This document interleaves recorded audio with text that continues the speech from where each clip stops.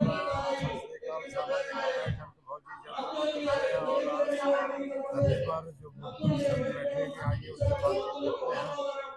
Sir, बोलिए sir क्या हाँ श्रीमान, मैं भाई देखिए साथियों, हम 2008 से इस जंतर मंतर के धरने पर आ रहे थे लगातार, और हमारे यहाँ जो हमारे जनरल साहब आया करते थे, मेजर जनरल सतबीर सिंह, वो हमारा नेतृत्व कर रहे थे। इनके पहले जनरल कात्यायन साहब कर रहे थे, उन्होंने त्याग पत्र दे दिया था, तब इन्होंने कार्यभार संभाला था। और इनके कार्यभार संभालने के टाइम पर इनका कहना हुआ करता था, अधिकतर हमने सुना था कि हमारे जवानों को मिल जाए, अस्पष्ट शब्द कहा करते थे, चाहे अफसरों को मिले चाहे ना मिले। और दूसरा इनका कहना हुआ करता था कि अंधा बांटे रोड़ी पूछ पूछ अपने को। अंत में जो परिणाम निकला वो हम लोगों के खिलाफ में हुआ। ये एमएसपी जो आई हुई है, ये पाश्चात्य देशों की है, हमारे हिंदुस्तान की सेना में नहीं था ये। और वहां पर जवानों को से लेकर अफसरों तक को सबको समान मिलती है। हमारे यहाँ पर बहुत विभिन्नता लाई गई है। हमारे देश के जो भी कर्णधार हैं इस समय, प्रधानमंत्री हुए, रक्षा मंत्री हुए, या और भी जो कोई है, उनको देश की संपदा का सदुपयोग करने का पूर्ण अधिकार है।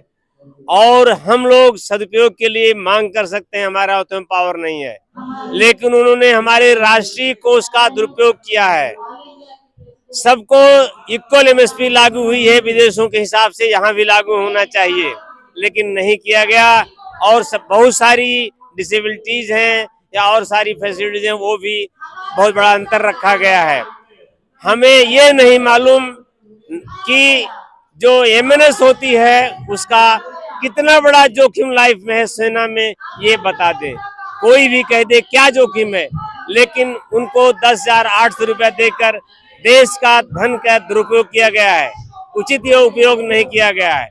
और दूसरा, जवानों को इतना बड़ा अंतर रख करके उनको डिमोरलाइज किया गया है, उनको हतोत्साहित किया गया है, ये उचित नहीं है।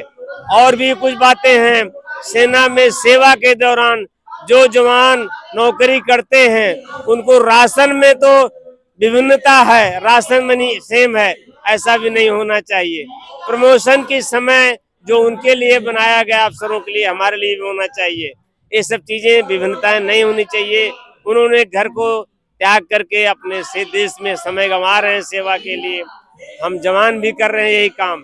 इन सब समताओं पर देश के जो जवाबदार लोग हैं उन्हें ध्यान देना चाहिए। और फिर बार बार कह रहा हूँ कि एमएसपी इक्वल होनी चाहिए, और एमएनएस के लिए एमएसपी लागू नहीं होना चाहिए। यदि एमएनएस के लिए एमएसपी लागू होती है तो जितने भी सेना में डिफेंस कर्मचारी हैं, असैनिक, सबको मिलना चाहिए और सबकी आवाज होनी चाहिए।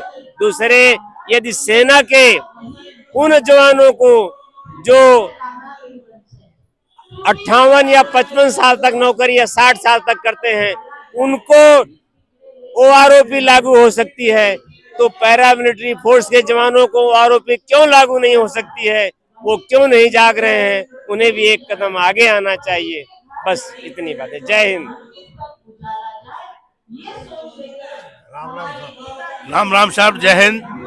जनरल सर, मैं आपके चैनल से सभी फौजी भाइयों को सत नमस्कार करता हूं और आपके चैनल को धन्यवाद बोल रहा हूं करूंगा, क्योंकि जो आप हमारी इस बात को देश की सरकार तक के कानून पहुंचाने की कोशिश कर रहे हैं।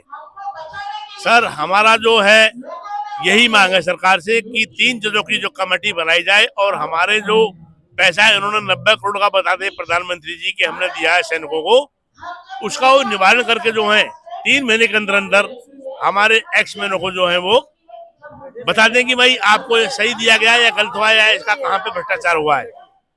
मैं और क्या कहूँगा, जो अभी हमारे तिवारी जी ने बोला था कि एमएनएस के लिए, एमएनएस जो है मिलिट्री नर्सिंग सर्विस है, जो कि ये मजे की नौकरी करती है। पीस एरिया में फील्ड एरिया का है ही नहीं इनका। और जो जवान हमारे हाई एल्टीट्यूड बर्फ करते हैं, बर्फ में मर रहे हैं, हाथ पैर कट रहे हैं उनके, राजस्थान में डायरेक्ट में मर रहे हैं, उनको भी एमएसपी नहीं दी गई है, ना के बराबर है। तो अभी तिवारी जी ने बोला था कि एमएनएस की जो है एमएसपी काट दी जाए, बिल्कुल सही बोला उन्होंने।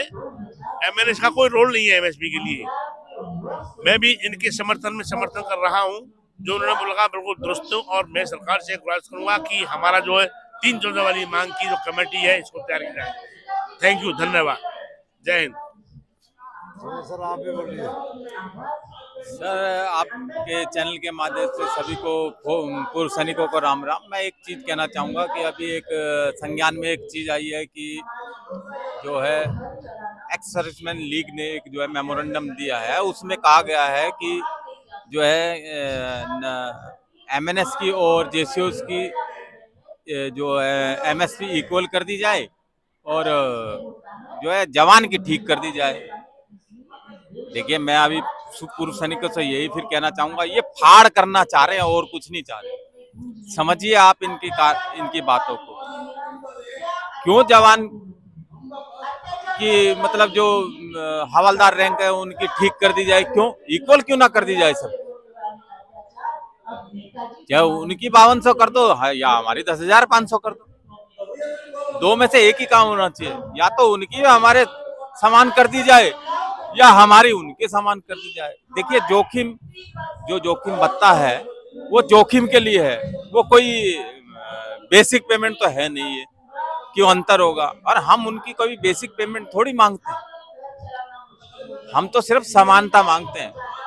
समानता, हर जगह समानता मांगते हैं और अपने अधिकारों को मांगते हैं कि हमारे अधिकार और हमारी समानता दे दीजिए।